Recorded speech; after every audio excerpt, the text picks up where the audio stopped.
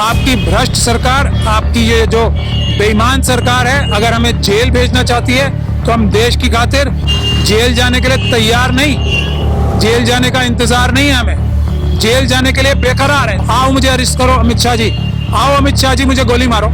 अदालतों में जाके तो मैं बार बार आप लोगों से कह रहा हूँ 20% रिलीफ मिलेगा, 80% मिलता है रिलीफ जो पीसफुल प्रोटेस्ट करेंगे, जेल भरो आंदोलन करोगे। अगर 1% भी डर जेल का होगा तो ये हम आरएसएस और बीजेपी को खत्म नहीं कर पाएंगे।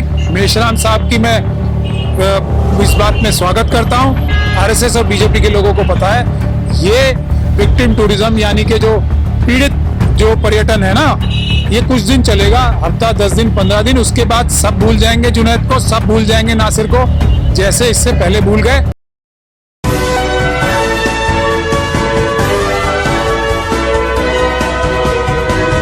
पल न्यूज से मैं हूं आपके साथ नदीम अकरम। नासिर जुनैद केस को लेकर के बड़ी बड़ी अपडेट लगातार सामने आ रही है, तो वहीं देशव्यापी आंदोलन का भी जिक्र कर दिया गया है और बड़ी बारीकी से नजर एडवोकेट महमूद पराचा साहब ने उस पर रखी हुई है। इसी पर बात करने के लिए मेरे साथ मौजूद हैं सर। जिस तरीके से राजस्थान पुलिस का रवैया मोनू मानेसर को लेकर के सामने आया, एफआईआर में नाम दर्ज होने के बावजूद ये कहा जाता है क्लीन चिट, और फिर जब प्रेशर बनता है तो कहते हैं कि क्लीन चिट नहीं दी है।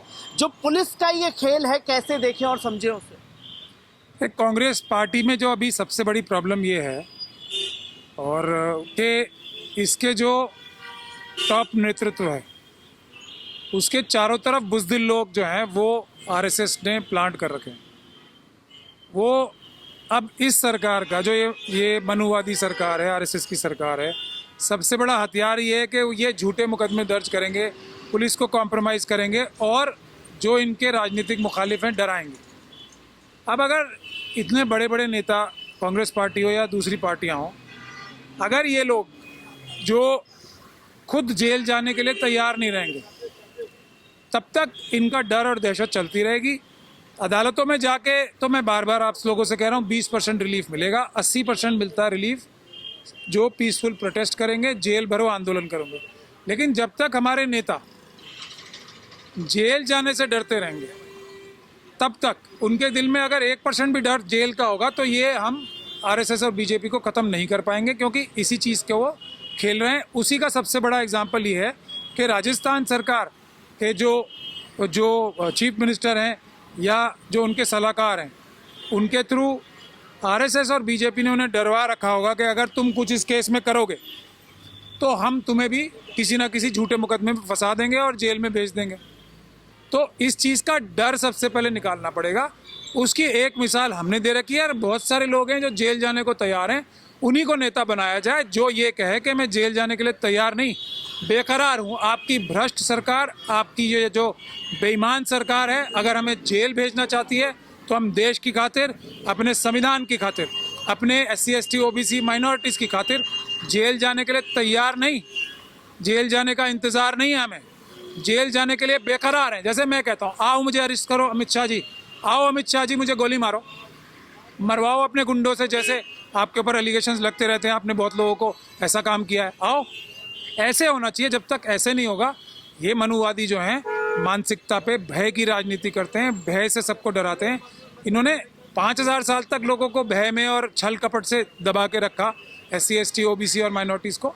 तो ये सब चीज़ें जो हैं ये बिल्कुल डर निकलेगा जब भी कुछ होगा, डर निकलेगा जब भी कुछ होगा। क्योंकि सर हमने लगातार देख रहे हैं कि जुनैद नासिर के घर पर लगातार नेताओं के आने जाने का सिलसिला जो है वो शुरू हो गया है। बड़ी बड़ी तंजीमें भी वहां पहुंची, पर जो ऐलान होना चाहिए था वो ऐलान नहीं हुआ। जो वहां गए भी नहीं वो भी बड़ा ऐलान करते हैं कि जब तक नासिर जुनैद के लिए देशव्यापी आंदोलन नहीं होगा तब तक इंसाफ मिलने वाला नहीं है। वामन मेश्राम साहब ने कल ये ऐलान किया कि देशव्यापी आंदोलन नासिर जुनैद के लिए होगा। तो किस तरीके से देखा और समझा जाए?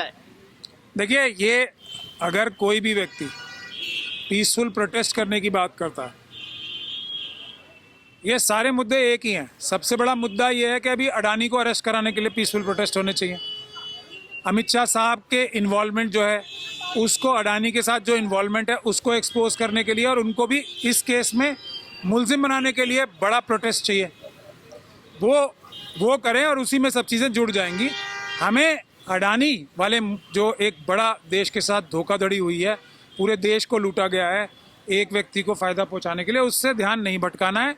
एजिटेशन होना चाहिए, जेल भरो आंदोलन होना चाहिए कि अडानी को और उनके जो अडानी जिनके फ्रंटमैन है अमित शाह साहब को इस हिंडनबर्ग के केस में, हिंडनबर्ग ने जो वो की है उसके में अरेस्ट करना चाहिए। अभी एक और सबूत आ गए हैं यही अडानी जी के खिलाफ। एक बात तो मैं ये आपके दर्शकों से बता दूं कि ये बात जग विदित है कि अडानी जी और अमित शाह जी बहुत पुराने दोस्त हैं, बहुत जब ये 20s में थे दोनों, जब से दोस्त हैं।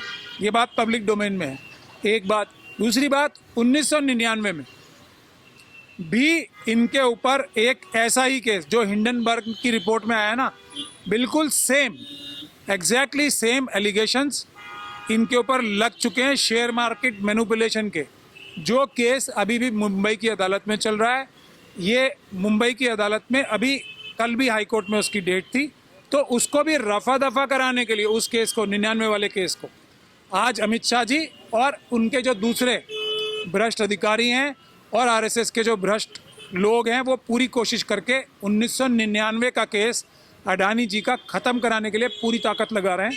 तो उस पर भी नज़र रखनी है। हमें एक ही प्रोटेस्ट करना कि अडानी को अरेस्ट किया जाए और उसके बाद जो उसके प्रिंसिपल हैं, जो उसके बॉस हैं अमित शाह साहब, उन तक इसकी इन्वेस्टिगेशन के तार पहुँचे और उसके बाद ये सब मुद्दे अपने आप हल होते जाएंगे। जुनैद का ही मुद्दा नहीं है, कोई ये नासिर का ही मुद्दा नहीं है। ये हो इसलिए पा रहे हैं कि ये आरएसएस और बीजेपी के लोग ये सोचते हैं कि हम नाजायज़ ताकत का इस्तेमाल करके, जो हमारे को सरकार की ताकत मिल गई है, भारत देश की जो एग्जीक्यूटिव की ताकत मिल गई है, उससे हम कोई भी अपराध कर सकते हैं। ये मानसिकता जब तक ख़त्म नहीं होगी ये होता रहेगा। अशोक गहलोत साहब की सरकार में लोग भी डरते रहेंगे, छत्तीसगढ़ की सरकार में भी लोग डरते रहेंगे, जितनी अपोजिशन पार्टीज़ हैं सब देखिए। संजय रावत जी, उनको अरेस्ट किया।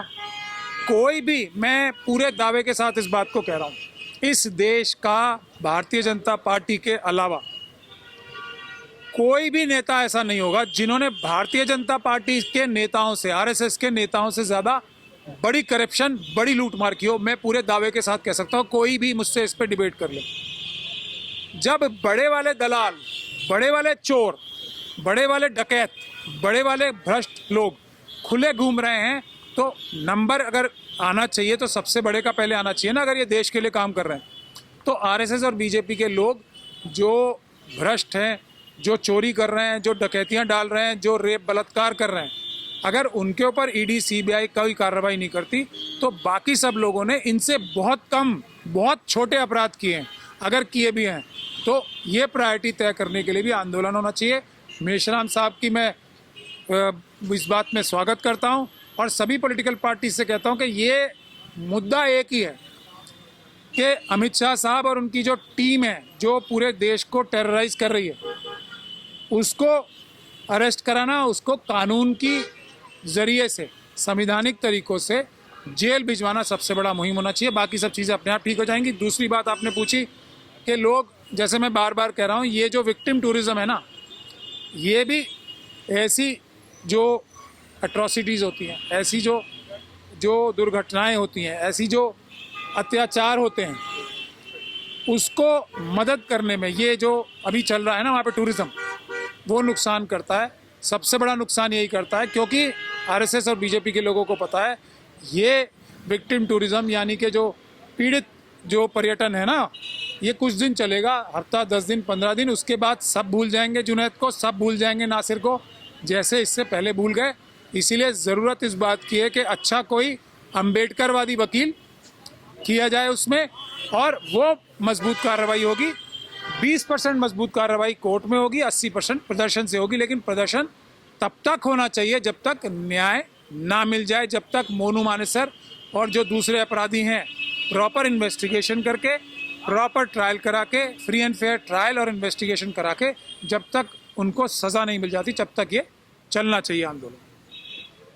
तो एडवोकेट पराचा साहब हमारे साथ मौजूद थे, जिन्होंने साफ शब्दों में कहा कि जब तक सड़कों पर नहीं निकला जाएगा तब तक न्याय मिलने वाला नहीं है।